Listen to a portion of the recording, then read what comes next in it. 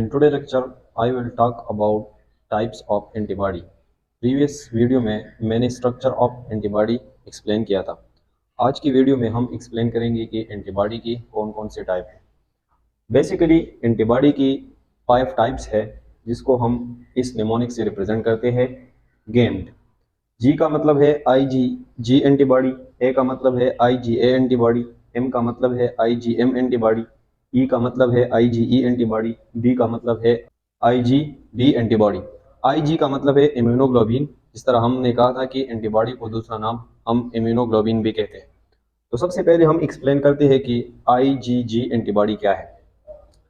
Most abundant antibody, अगर हमारी plasma में, ब्लड की प्लाज्मा में जो सबसे ज़्यादा एबंडेंट, ज़्यादा मिकदार में जो एंटीबॉडी पाया जाता है तो वो IgG एंटीबॉडी है, 65 to 67%। जिस तरह हमने बताया था कि एंटीबॉडी की प्रोडक्शन जो है वो प्लाज्मा सेल करती है। अगर ये प्लाज्मा सेल है तो इससे ही IgG एंटीबॉडी जो है वो प्रोड्यूस होगी।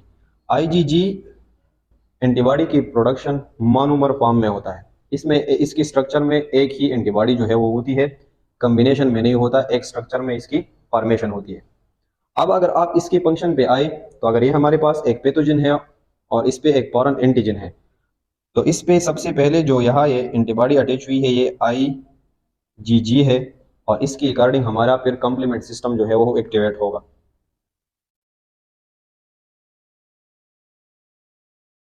और ऑप्सोनाइजेशन प्रोसेस के अकॉर्डिंग इस पैथोजन को किल करेगा। दूसरा, अगर आप देखिए, अगर ये हमारे पास एक वायरस है तो इसकी जो फॉरेन एंटीजन है इस पर ये एंटीबॉडी हर एक एंटीजन को इस तरह अटैच होगी,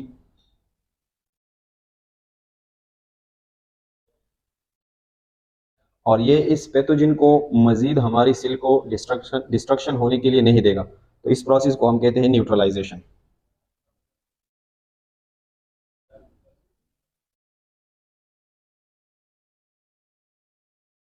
transfer from mother to foetus via placenta, ये जो IgG एंटीबॉडी है तो ये मदर से फीटस को ट्रांसफर होता है प्लेसेंटा की according. Primary and secondary immune response, हमारे साथ जब प्राइमरी इम्यून रिस्पांस और सेकेंडरी इम्यून रिस्पांस है तो दोनों में IgG एंटीबॉडी जो है वो मौजूद होती है। प्राइमरी इम्यून रिस्पांस वो है जब एक पैथोजन पहले हम पर अटैक करे, न्यूली हम पर अटैक करे। सेकेंडरी इम्यून रिस्पांस वो इम्यून रिस्पांस है अगर लेटर इन लाइफ में दोबारा वो हम पर अटैक करे तो इसको हम सेकेंडरी रिस्पांस कहते हैं। तो दोनों टाइप के रिस्पांस में IgG एंटीबॉडी जो है वो मौजूद होगी। नेक्स्ट हम पढ़ते हैं IgA एंटीबॉडी। हर एक एंटीबॉडी की प्रोडक्शन जो है वो प्लाज्मा सेल से होगी। प्लाज्मा सेल जब IgA एंटीबॉडी की प्रोडक्शन करती है तो ये डाइमर फॉर्म में इसको सीक्रेट करती है कि दो IgA एंटीबॉडी जो है वो एक दूसरे के साथ FC डोमेन पे अटैच होते हैं। डाइमर फॉर्म में ये सीक्रेट होता है। ये हमारे साथ मौजूद होते हैं हमारी सलाइवा में, स्वीट ग्लैंड में, mucosal lining of GIT track में भी मौजूद होते हैं। मिल्क, अगर एक मदर जो है वो अपनी बेबी को मिल्क देती है तो लैक्टेशन की पीरियड में ये मदर से बेबी को भी ट्रांसफर होता है। तो इस तरह अगर आप देखें तो ये डाइमर फॉर्म में है तो ये दो पैथोजन को अटैच होगा। इसी तरह ये हमारे पास दो पैथोजन है और इसको इस तरह ये डाइमर फॉर्म में अटैच होगा। ये पैथोजन है और ये भी पैथोजन है और ये इस पे एक फॉरेन एंटीजन है IgA एंटीबॉडी, इसको इसी तरह डाइमर फॉर्म में अटैच होगा। इसका मतलब है कि ये at a time two pathogen को अटैच हो सकता है। अगर तीसरा एंटीबॉडी का हम टाइप पढ़े तो इसको हम कहते हैं IgM एंटीबॉडी। इस तरह इसकी प्रोडक्शन भी प्लाज्मा सेल से होती है। प्लाज्मा सेल इसको दो पाम में सीक्रेट करता है। एक पाम जिसमें 5 IgM एंटीबॉडी एक साथ कंबाइन होते हैं तो इस स्ट्रक्चर को हम कहते हैं पेंटामर। इस तरह भी इसको सीक्रेट करेगा कि 5 IgM एंटीबॉडी का एक कॉम्बिनेशन होगा, और इसको मोनोमर फॉर्म में भी सीक्रेट करता है।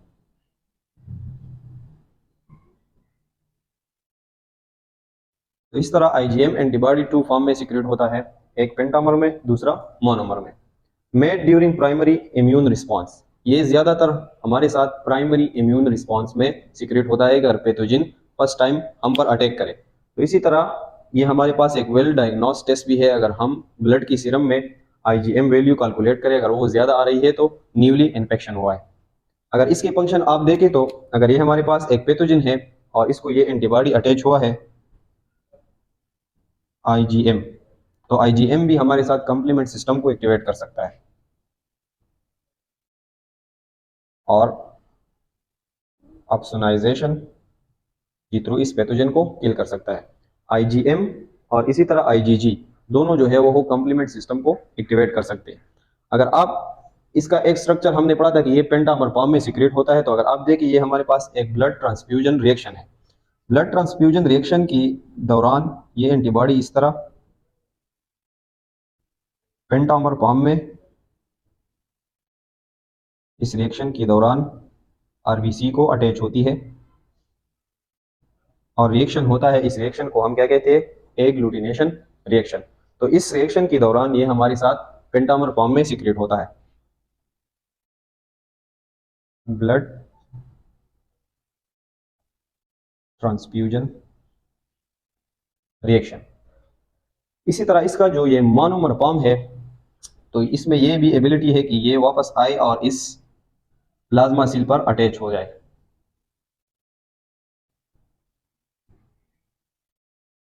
जब ये प्लाज्मा सेल पे अटैच होता है तो इस टाइम हम इसको क्या कहते हैं? B cell receptor. हमारे साथ जो ये बी सेल रिसेप्टर है तो वो IgM एंटीबॉडी भी हो सकती है। IgE एंटीबॉडी, IgE एंटीबॉडी भी प्लाज्मा सेल से बनती है और ये भी मोनोमर फॉर्म में सीक्रेट होती है, एक एंटीबॉडी की शक्ल में सीक्रेट होती है। ये हमारे साथ रिस्पायरेटरी ट्रैक में भी होते हैं, यूरोजेनिटल ट्रैक में भी होते हैं, लिम्फेटिक टिश्यू में भी होते हैं, GIT ट्रैक में भी होते हैं। अगर हम रिस्पायरेटरी ट्रैक में इसका इफेक्ट को एक्सप्लेन करें तो अगर ये रिस्पायरेटरी सिस्टम पे इफेक्ट करते हैं तो वह ये मास्ट सेल पर अटैच होते हैं। मास्ट सेल पर अटैच होते हैं और इसके रिजल्ट में मास्ट सेल कुछ केमिकल मीडिएटर को सीक्रेट करता है। इसमें एक हिस्टामिन है, ल्यूकोट्राइन है, प्रोस्टाग्लैंडिन है। इसके रिजल्ट में अगर आप इस रिस्पायरेटरी ट्रैक को देखें, अगर यहाँ पर हमारे साथ ब्लड वेजल्स है तो इस ब्लड वेजल से इन्फ्लेमेशन स्टार्ट हो जाएगा और यहाँ से बहुत ज़्यादा फ्लूइड निकलेगा, एडिमा होगा। तो यहाँ पर अगर आप देखें तो ऑक्सीजन बहुत ज़्यादा मुश्किल से अंदर आएगा और कार्बन डाइऑक्साइड भी बहुत मुश्किल से आउटसाइड हो जाएगा। तो रिस्पायरेशन में आपको डिफिकल्टी हो जाती है। इसको हम कहते हैं एनाफाइलेक्टिक रिएक्शन, जो टाइप 1 हाइपर सेंसिटिविटी है। इसको हम टाइप 1 हाइपर सेंसिटिविटी में फिर एक्सप्लेन करेंगे। जनरली इसका मैकेनिज्म ये है। अगर आप GIT ट्रैक में देखें तो GIT ट्रैक में हमारे पास है पैरासाइटिक वर्म्स, पैरासाइटिक वर्म्स। इस वर्म्स पर भी IgE एंटीबॉडी अटैच होती है और इसके रिजल्ट में हमारे पास बेसोफिल सेल एक्टिवेट होते हैं, सॉरी एसिनोफिल सेल एक्टिवेट होते हैं और फिर वो एसिनोफिल सेल आते हैं और इस वर्म को किल करते हैं। तो ये लिटिल बिट डिटेल हमारे पास इन 4 एंटीबॉडीज का था। अगर लास्ट वाला हम पढ़े IgD एंटीबॉडी, IgD एंटीबॉडी भी सीक्रेट होती है प्लाज्मा सेल से in the form of monomer और ये भी अगेन हमारे साथ इस तरह आती है, इस प्लाज्मा सेल पे अटैच हो जाती है